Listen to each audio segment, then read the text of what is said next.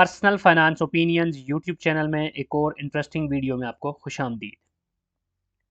Stock market में value investing एक बहुत ही पॉपुलर ऑप्शन है जो कि दुनिया भर में वो लोग जो कि लॉन्ग टर्म इन्वेस्टमेंट के शौकीन हैं उनके लिए एक अट्रैक्टिव ऑप्शन होता है। इस अप्रोच के तहत आप ब्लू चिप कंपनीज़ का इंतखाब करते हैं, ऐसी कंपनीज़ को सेलेक्ट करते हैं जो फंडामेंटली स्ट्रांग होती हैं और जिनकी dividend pay out frequency consistent होती है और जो रेगुलर बुनियादों पर कुछ ना कुछ पोर्शन अपने प्रॉफिट का अपने शेयर होल्डर्स को दे रही होती हैं और डिविडेंड की मद में ये पैसा डायरेक्टली आपके अकाउंट में आ रहा होता है। अब सवाल ये पैदा होता है कि जब आप इस तरह की इन्वेस्टमेंट करते हैं जो कि एक पैसिव इनकम स्ट्रीम आपको जनरेट करके दे रही होती है, जिससे आप अपनी रोज़मर्रा की ज़रूरियात को भी पूरा कर सकते हैं, तो कैसे पॉसिबल है कि वो जितनी इन्वेस्टमेंट जो आपने की वो सारी की सारी डिविडेंड की मद में वापस आपके अकाउंट में आ जाए, और ये अमाउंट कितने अरसे में आपके अकाउंट में आ सकती है, डिविडेंड यील्ड को यूज़ करके आप कैसे कैलकुलेट कर सकते हैं। और साथ साथ कुछ कंपनीज़ की एग्जांपल भी मैं यहाँ पर आपके सामने इस वीडियो में रखूँगा पाकिस्तान स्टॉक मार्केट से, कि उन कंपनीज़ के स्टॉक्स में अगर आप इन्वेस्ट करते हैं और कुछ अजम्पशन को हम साथ लेकर चलें तो कितने अरसे के अंदर आपका सारे का सारा जो इन्वेस्टमेंट जो बेसिक आपने इन्वेस्ट किया वो सारा डिविडेंड की मद में आपके अकाउंट में वापस आ जाएगा। और उस सूरत में फिर आप जो भी कैपिटल गेन हो रहा है वो आपके लिए एडिशनल एक इंसेंटिव होगा। इस वीडियो को स्पॉन्सर किया है marketswaves.com ने, जो कि पाकिस्तान स्टॉक मार्केट में मुख्तलिफ सेक्टर्स की टॉप 100 कंपनीज के टेक्निकल एनालिसिस के हवाले से एक बेहतरीन प्लेटफॉर्म है। marketswaves.com इलियट वेव प्रिंसिपल को यूज़ करता है जो कि वर्ल्ड वाइड टेक्निकल एनालिसिस के हवाले से एक बेहतरीन टूल कंसिडर किया जाता है। marketswaves.com पाकिस्तान स्टॉक मार्केट में KSE 100 इंडेक्स में लिस्टेड टॉप 100 कंपनीज के हवाले से आपको बेहतरीन टेक्निकल डेटा फ्राहम करता है और इसकी बेसिस पे आप मुख्तलिफ टाइम फ्रेम्स के अंदर एनालिसिस करके बेहतरीन स्टॉक्स का इंतखाब कर सकते हैं और अपनी ट्रेड्स को कामयाब बना सकते हैं। इस प्लेटफॉर्म्स के ऊपर डिफरेंट प्लान्स हैं जिसके मुताबिक आप अपनी जो भी रिसर्च है वो यहाँ पे कर सकते हैं और बेहतर पोजीशन बना सकते हैं। एग्जांपल के तौर पे अगर आप यहाँ पे OGDC को देखें तो इसका जो प्राइमरी ट्रेंड है as of now based on Elliott wave principle वो बियरिश है, और साथ साथ जो एक्सपेक्टेशंस हैं वो भी यहाँ पर और जो रिकमेंडेशंस हैं वो भी आपके साथ डिटेल में शेयर की जाती हैं। इस प्लेटफॉर्म को यूज़ करके आप अपनी ट्रेड्स को सक्सेसफुल बना सकते हैं और एक कामयाब ट्रेडर के तौर पे पाकिस्तान स्टॉक मार्केट में अच्छा पैसा बना सकते हैं। कंपनीज़ की डिटेल में जाने से पहले हम डिविडेंड यील्ड के बारे में थोड़ा सा बात कर लेते हैं कि ये बेसिकली होता क्या है। डिविडेंड यील्ड एक फाइनेंशियल रेशो होती है जिससे हमें ये पता चलता है कि कोई कंपनी अपने प्रॉफिट्स में से शेयर होल्डर्स को जो पैसा दे रही है वो शेयर की प्राइस की मुनासबत से वो कितना दे रही है। और इस परसेंटेज इस जो रेशो होती है इसको हम परसेंटेज टर्म में देख रहे होते हैं। अगर कैलकुलेशन के लिए फार्मूला की बात करें तो बहुत ही सिंपल फार्मूला है। इसमें जो भी एनुअल डिविडेंड पर शेयर होता है उसको हम डिवाइड करते हैं कंपनी के शेयर की जो करंट प्राइस है उसके साथ, और परसेंटेज टर्म में रिजल्ट हासिल करने के लिए हम इसको 100 के साथ मल्टीप्लाई कर देते हैं। तो यूँ हमें एक नंबर मिलता है जो कि उस कंपनी की डिविडेंड यील्ड कहलाती है। अब किसी कंपनी की डिविडेंड यील्ड जितनी ज़्यादा होगी उसका मतलब ये होगा कि उसमें आपका रिटर्न ऑन इन्वेस्टमेंट उतना ही ज़्यादा है in the form of dividend. और आइडियली अगर हम एक एग्जांपल ले लें कि कोई कंपनी अगर 100% उसकी डिविडेंड यील्ड है तो उसका मतलब क्या लिया जाएगा। 100% का मतलब ये है कि जितनी इन्वेस्टमेंट आपने की वो सारी की सारी एक साल के डिविडेंड की मद में आपको वापस मिल रही है। ये एक मैं आइडियल सिनेरियो की बात कर रहा हूँ, कोई भी कंपनी ऐसी रियलिस्टिकली स्पीकिंग नहीं होती कि जिसमें आपको एक साल के अंदर सारे का सारा पैसा वापस मिल जाए, क्योंकि स्टॉक मार्केट का बिजनेस भी एक रियल बिजनेस है। बैक एंड पे कंपनीज हैं जो कि ऑपरेट कर रही हैं, अपनी प्रोडक्ट्स या सर्विसेज को बेच रही हैं और उसकी बेसिस पे वो प्रॉफिट कमा रही हैं और उस प्रॉफिट में से एक चंक अपने शेयर होल्डर्स को वो दे रही होती हैं। बाकी पैसा वो रिटर्न कर रही होती हैं या अपने बिजनेस की ग्रोथ पे लगा रही होती हैं। तो आइडियली जो हमारी एक मेंटालिटी होनी चाहिए या थॉट प्रोसेस होना चाहिए वो यही होना चाहिए कि एक अच्छी कंसिस्टेंट डिविडेंड ग्रोथ होनी चाहिए या डिविडेंड यील्ड होनी चाहिए। लेकिन 100% एक्सपेक्ट करना या ये एक्सपेक्ट करना कि एक साल के अंदर या 2 साल के अंदर हमारे सारे के सारे पैसे डिविडेंड की मद में वापस आ जाएं, ये थोड़ा सा अनरियलिस्टिक हो जाता है। अब हम कुछ कंपनीज को देखते हैं पाकिस्तान स्टॉक मार्केट में। 5 कंपनीज को एज एन एग्जांपल या एज अ रेफरेंस हम डिस्कस करेंगे, और जिन पॉइंट्स को हम यहाँ पे देखेंगे उनमें कंपनी के शेयर की करंट प्राइस को देखेंगे और देखेंगे कि लास्ट एनुअल डिविडेंड उसने कितना दिया, जो भी उसका फाइनेंशियल ईयर लास्ट रहा, और फिर उसकी बेसिस पे डिविडेंड यील्ड का फार्मूला जो ऑलरेडी मैं डिस्कस कर चुका हूँ, उसकी बेसिस पे कैलकुलेशन मैं आपको सामने रखूँगा कि उस कंपनी की डिविडेंड यील्ड कितनी बनती है for the last financial year. और फिर हम देखेंगे कि अगर आप 1 मिलियन रुपया यानी 10 लाख रुपया एज एन एग्जांपल उस कंपनी में आपने इन्वेस्ट कर रखा है, तो इस डिविडेंड यील्ड के मुताबिक आपका जो एनुअल डिविडेंड है यानी 12 महीनों का टोटल वो कितना बनता है। और फिर हम देखेंगे कि अगर हम उसको मंथली बेसिस पे कैलकुलेट करें, आल्दो कि कंपनीज डिविडेंड मंथली नहीं दे रही होती, 3 मंथ्स, 6 मंथ्स, 9 मंथ्स या ईयर, क्योंकि हर क्वार्टर में रिजल्ट्स अनाउंस हो रहे होते हैं, तो ये फ्रीक्वेंसीज होती हैं डिपेंडिंग ऑन कंपनीज। तो अगर हम उसको बहरहाल कैलकुलेट करें कि उस टोटल को हम ये मंथली बेसिस पे देखना चाहें तो वो कितना बनता है, वो भी आपके सामने रखा जाएगा। मंथली बेसिस पे डिविडेंड कितना बनता है रखने का मकसद ये है कि आप एक आइडिया ले सकते हैं कि अगर आपने 1 मिलियन रुपया फॉर एग्जांपल इन्वेस्ट किया, तो आप अगर उसको अपने पॉकेट मनी के तौर पे या अपने रोज़मर्रा के अखराजात को, किचन एक्सपेंसेस को चलाने के लिए इस्तेमाल करना चाहते हैं, तो वो कितनी अमाउंट बनती है। ऑब्वियसली वो 1 मिलियन की है, तो फिर उसी हिसाब से जितने ज़्यादा आप पैसा ऐड करेंगे वो उसी हिसाब से आप उस वैल्यू को भी मल्टीप्लाई कर सकते हैं। फिर आखिर में हम ये इंपॉर्टेंट नंबर देखेंगे कि कितने साल लगते हैं इस सिचुएशन के अंदर कि आपकी जो एक्चुअल इन्वेस्टमेंट है वो डिविडेंड की मद में सारी की सारी आपके अकाउंट में रिटर्न हो चुकी हो। पहली जो कंपनी है वो हम लेते हैं हपको को, जो कि पावर सेक्टर की एक जानी पहचानी कंपनी है और डिविडेंड के हवाले से काफ़ी मशहूर है। इस वक्त इस कंपनी के शेयर की जो प्राइस है, जब मैं ये वीडियो बना रहा हूँ, तो 103 रुपये 66 पैसे, काफ़ी हाई एंड पे है इस वक्त प्राइस, क्योंकि पिछले कुछ दिनों में मुसलसल इस कंपनी के शेयर की प्राइस दीगर कंपनीज की तरह ऊपर जा रही है, क्योंकि स्टॉक मार्केट में इंडेक्स भी 53,000 को क्रॉस कर चुका है और पिछले कुछ अर्से से एक बुलिश ट्रेंड देखने को मिल रहा है। तो इवन इस प्राइस के ऊपर भी अगर हम कैलकुलेट करें तो इसकी जो डिविडेंड यील्ड बनती है based on the last annual dividend, पिछले साल इसने 30 रुपये का डिविडेंड दिया था, तो डिविडेंड यील्ड कैलकुलेट करें तो वो 28.94 बनती है। अब ये डिविडेंड यील्ड कैसे कैलकुलेट हुई, ये फार्मूला ऑलरेडी मैं आपके साथ डिस्कस कर चुका हूँ, उसी फार्मूला की बेस पे जिसमें डिविडेंड को और शेयर की प्राइस को देखा जाता है और फिर 100 से मल्टीप्लाई भी किया जाता है। अब 28.94 की डिविडेंड यील्ड के साथ एनुअल डिविडेंड अगर हम बात करें 1 मिलियन की इन्वेस्टमेंट पे, तो वो बनता है तकरीबन 2,89,408 रुपये। और फिर मंथली पे अगर हम इसको देखें तो वो बनता है 24,117 रुपये, यानी 1 मिलियन के शेयर्स अगर कोई लेता है इस कंपनी के एट दिस करंट प्राइस 103 रुपये 66 पैसे, और हम ये अज्यूम करें कि एनुअल डिविडेंड अगले साल भी उतना ही रहता है 30 रुपये का,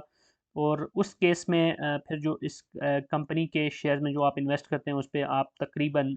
2,90,000 के आसपास आपका सालाना डिविडेंड बन जाता है, जो मंथली बेसिस पे 24,117 रुपये बनता है। और अब अगली जो इंटरेस्टिंग चीज़ है वो ये है कि years to get full investment return in dividends.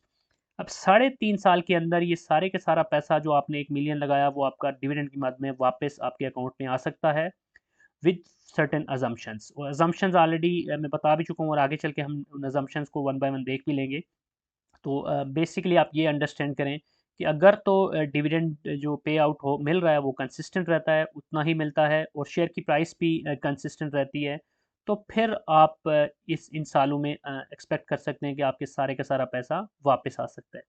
Obviously ये अजम्पशंस हैं, शेयर की प्राइस फ्लक्चुएट होती है, ऊपर भी जाती है, नीचे भी जाती है, लेकिन जो फंडामेंटली स्ट्रॉन्ग कंपनीज होती हैं उसमें बहुत कोई एक्स्ट्रॉर्डनरी डाउनफॉल्स भी नहीं आते और कोई एक्स्ट्रॉर्डनरी बड़े जंप्स भी नहीं आते, क्योंकि आप जब long term dividend investing blue chips में कर रहे होते हैं तो ब्लू चिप्स की खूबी ये होती है कि उनकी बीटा वैल्यू निस्बतन कम होती है, यानी कि उनके शेयर की जो प्राइस की फ्लक्चुएशन है वो कंपेयर टू इंडेक्स बहुत ज़्यादा नहीं होती।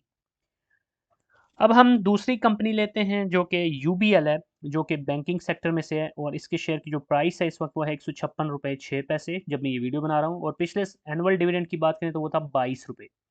अब 22 रुपये के डिविडेंड को 156 रुपये की प्राइस के मुनासबत से हम देखें और डिविडेंड यील्ड कैलकुलेट करें तो बनती है 14.10%, जो कि हपको की डिविडेंड यील्ड का तकरीबन हाफ बनती है। अब इस कंपनी में अगर आप 1 मिलियन रुपए की इन्वेस्टमेंट करते हैं इस प्राइस के ऊपर, और हम ये एज्यूम करें कि डिविडेंड इसकी पे आउट्स आगे भी ऐसे ही रहते हैं, तो एनुअली आप 1,40,971 रुपये आपका डिविडेंड बनता है, और अब उसको मंथली बेसिस पे देखें तो तकरीबन 11,748 रुपये। और अब इस केस में जो नंबर ऑफ़ ईयर्स आपको चाहिए अपनी जो कोर इन्वेस्टमेंट है 1 मिलियन की, उसको डिविडेंड की मद में वापस हासिल करने के लिए, वो है तकरीबन 7.1 ईयर्स। अब हपको के मुकाबले में ये आपको डबल लग रहा है, लेकिन इन जनरल अगर आप देखें तो ये एक बहुत ही अट्रैक्टिव सिचुएशन आपको नज़र आनी चाहिए दोनों केसेस में, क्योंकि आपका जो शेयर की प्राइस है ऑब्वियसली वो भी ज़ीरो तो नहीं होगी, वो भी तो बढ़ भी सकती है या फिर कंसिस्टेंट भी रह सकती है, या कुछ ना कुछ ऊपर नीचे कम भी हो सकती है। लेकिन ईदर केस, अगर आपका सारे का सारा पैसा डिविडेंड की मद में वापस आ जाए, तो फिर शेयर की प्राइस जैसे 156 का आपने शेयर लिया, तो अगर वो 130 पे भी आ गया इन द वर्स्ट सिनेरियो, या 100 पे भी आ गया, तो भी डिविडेंड की मद में अगर आपको सारा पैसा वापस आ गया, तो वो शेयर की जो प्राइस है वो आपके लिए अज़ाफ़ी ही कंसीडर की जाएगी। लेकिन द हैप्पी सिनेरियो आप ये भी सोच सकते हैं कि शेयर, जैसे मैं अपनी एक एग्जांपल देता हूँ आपको, कि मैंने आपको इस वक्त मेरे पोर्टफोलियो में मौजूद है, आपको मैंने 66 रुपये पे लिया था, अब इसकी प्राइस 103 हो चुकी है, और मुझे कंसिस्टेंटली, चूँकि ये मेरे पास लंबे अरसे से होल्डिंग है, तो मुझे डिविडेंड भी मिल चुके हैं अच्छे खासे। तो अब मेरे केस में years to get full investment return in dividend, जैसे अगर हम 3.5 साल की यहाँ पे एग्जांपल है, तो 66 की प्राइस पे लेने के बाद ये तो मेरे लिए मज़ीद एक एडिशनल एक लुक्रेटिव ऑप्शन बन जाता है, क्योंकि प्राइस भी ऑलरेडी वहाँ पर 66 से 103 पे एक अच्छा खासा जंप है, और साथ साथ डिविडेंड्स भी इसके मुसलसल मैंने गेन किए हैं पिछले कुछ अरसे में।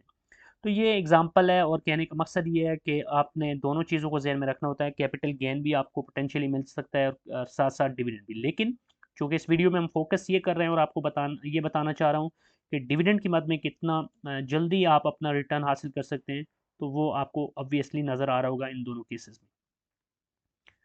तीसरा केस हम लेते हैं एंग्रो फर्टिलाइज़र का। फर्टिलाइज़र सेक्टर की एक जानी पहचानी कंपनी है, और ये भी वैल्यू इन्वेस्टिंग के लिए पॉपुलर ऑप्शन है। 87 रुपये 54 पैसे इस वक्त शेयर की प्राइस है, और इसका जो लास्ट एनुअल डिविडेंड था वो था 13.5 रुपये।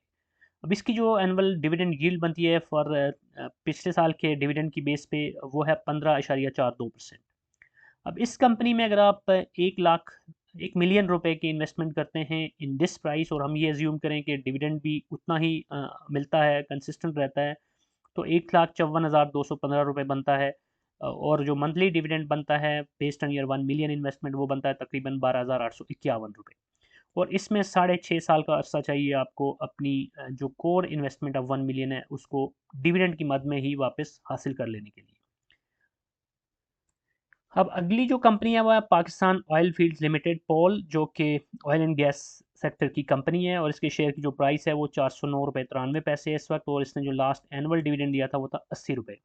इस पे कैलकुलेशन अगर हम करेंगे डिविडेंड यील्ड की, तो वो 19.52% बनती है। और इस लिहाज से इस पे अगर आप एनुअल डिविडेंड की बात करें based on 1 million rupees investment, तो वो तकरीबन 1,95,155 रुपये बनती है। और मंथली अगर हम इसको कैलकुलेट करें तो 16,263 बनता है। और 5.1 ईयर्स आपको चाहिए अपनी कोर इन्वेस्टमेंट को डिविडेंड की मद में वापस हासिल करने के लिए। अब जो आखिरी एग्जांपल हम देते हैं वो स्टील सेक्टर से आईएसएल है, इंटरनेशनल स्टील्स लिमिटेड। 58 रुपये 81 पैसे इसके शेयर की प्राइस है, और इसका जो लास्ट एनुअल डिविडेंड था वो था 6.5 रुपये, और इसकी जो डिविडेंड यील्ड बनती है वो है 11.05%। अब इस पे 1 मिलियन की इन्वेस्टमेंट पे अगर डिविडेंड की बात करें, तो वो एनुअल जो इन्वेस्ट डिविडेंड बनता है वो तकरीबन 1,10,525 रुपये बनता है, और जो मंथली इसको अगर हम कैलकुलेट करें बनता है 9,210 रुपये। और इसमें 9 साल चाहिए आपको कोर इन्वेस्टमेंट को डिविडेंड की मद में रिक्लेम करने या वापस हासिल करने के लिए। अब ये जो कैलकुलेशंस हैं इसके लिए कुछ अजम्पशंस हैं जिनकी पहले भी मैंने कुछ बात की, अब मज़ीद उनको मैं एलेबोरेट कर देता हूँ ताकि सारी पिक्चर आपके सामने क्लियर हो। कि ये अजम्पशन है कि price remain study. Obviously price doesn't remain study, price में फ्लक्चुएशन आती रहती है। लेकिन जैसे पहले मैंने बात की कि जो वे ब्लू चिप स्टॉक्स होते हैं नॉर्मली उनकी प्राइस में बहुत बड़े जंप्स आपको देखने को नहीं मिलते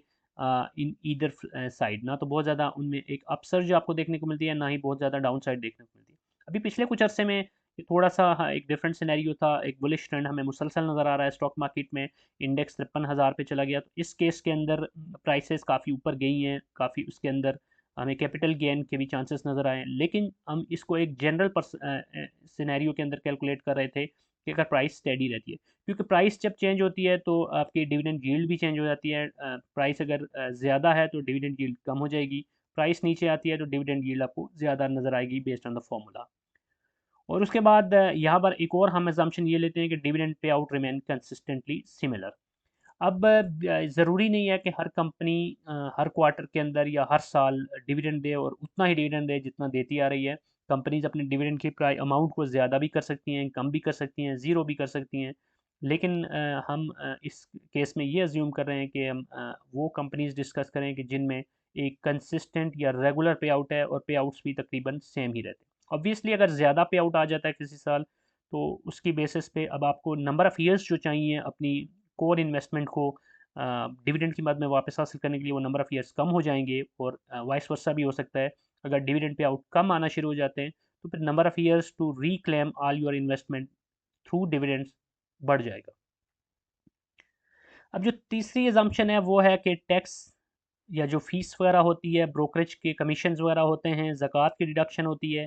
ये सारी चीज़ें यहाँ पे मैंने कंसीडर नहीं की। जो मैंने अमाउंट्स आपको दिखाई हैं वो before zakat and tax and any other additional charges deduction. तो नेचुरल केस में आप अगर फाइलर हैं तो आपका एक specific amount percentage of profit वो टैक्स में कट जाएगा। नॉन फाइलर हैं तो उससे ज़्यादा कटेगा। फिर ब्रोकरेज के कमीशंस कटेंगे और जो दीगर एसोसिएटेड चार्जेस हैं वो भी। तो ये जो अमाउंट्स मैंने आपको पीछे बताई हैं उसमें आपने थोड़ा सा आपने इस चीज़ का मार्जिन भी रखना है कि एक्चुअल में इतना पैसा आपको नहीं मिलेगा, थोड़ा सा इससे कम ही मिलेगा और उसकी बेसिस पे नंबर ऑफ़ ईयर्स भी थोड़ा सा ज़्यादा हो जाएंगे। एक और चीज़ जो यहाँ पर मैंने मेंशन नहीं की लेकिन उसको बताना ज़रूरी है कि कैपिटल एप्रिसिएशन और कैपिटल लॉस, इन दोनों चीज़ों को भी यहाँ पर मैंने अज्यूम किया है कि उसको कंसीडर नहीं कर, क्योंकि रियल सिनेरियो में ये है कि शेयर की प्राइस से अब डिविडेंड तो हासिल कर रहे हैं, लेकिन अब शेयर की प्राइस ऊपर जाती है तो आपको कैपिटल गेन मिल रहा है, शेयर की प्राइस नीचे आती है तो आपका पेपर पे ही कैपिटल लॉस हो रहा है। रियल में तो तब होगा जब आप उसको बेचेंगे, लेकिन वो चीज़ भी आपने जहन में रखनी है। और एक्चुअल में इसको आप टू एज स्वॉर्ड कह सकते हैं कि स्टॉक मार्केट में जब आप इस तरह के स्टॉक्स लेते हैं तो आपको दोनों साइडों से पोटेंशियली एक प्रॉफिट मिल सकता है कि कैपिटल गेन भी हो सकता है। जैसे मैंने एग्जांपल दी थी हपको की 66 में मैंने लिया, 103 अभी उसकी प्राइस है, अच्छा खासा डिविडेंड भी मिल चुका। तो अब दोनों साइडों से आपके पास चांसेस होते हैं कि आप कमा सकते हैं, डिविडेंड भी आपको मिल सकता है और साथ साथ कैपिटल गेन भी। लेकिन वाइस वर्सा भी हो सकता है कि आपको डिविडेंड कोई कंपनी ना दे रही हो और कैपिटल गेन की बजाय उसकी शेयर की प्राइस भी नीचे आना शुरू हो जाए, तो उसमें आपको लॉस भी हो सकता है जब तक आप उसको अगरचे पेपर लॉस होगा जब तक आप उसको बेचते नहीं। लेकिन यहाँ पर ये ज़रूरी है कि इस तरह के फार्मूलाज लगा के अपनी कैलकुलेशंस करना और अंदाज़ा लगाना कि मंथली बेसिस पे, क्वार्टरली बेसिस पे या ईयरली बेसिस पे आप कितना कमा सकते हैं, कितना डिविडेंड मिल सकता है। ये सिर्फ उन्हीं कंपनीज़ के लिए एप्लीकेबल होगा जो कि एक हिस्टोरिकली भी देखा जाए तो कंसिस्टेंट डिविडेंड दे रही हैं और उनकी बैलेंस शीट भी अच्छी है, उनकी इनकम स्टेटमेंट भी अच्छी है, उनकी हिस्ट्री भी अच्छी है, उनकी ओवरऑल जो कोर बिजनेस है वो भी अच्छा है। तो अच्छी कंपनीज़ का इंतखाब करके अगर आप डिविडेंड के लिए लॉन्ग टर्म वैल्यू इन्वेस्टिंग करेंगे तो फिर ही आप उसमें से कमा हकू फ़ायदा उठा सकते हैं। So that's it from this video. I hope कि ये एक इंटरेस्टिंग वीडियो होगी और आपके लिए एक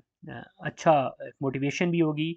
ऑब्वियसली स्टॉक मार्केट में जो इन्वेस्टमेंट होती है वो रिस्क से खाली नहीं होती, बल्कि दुनिया की कोई भी इन्वेस्टमेंट रिस्क से खाली नहीं होती। रिस्क अगर नहीं होगा तो बिज़नेस तो नहीं होगा। बिज़नेस की पहली पहचान ही होती है कि उसमें रिवार्ड भी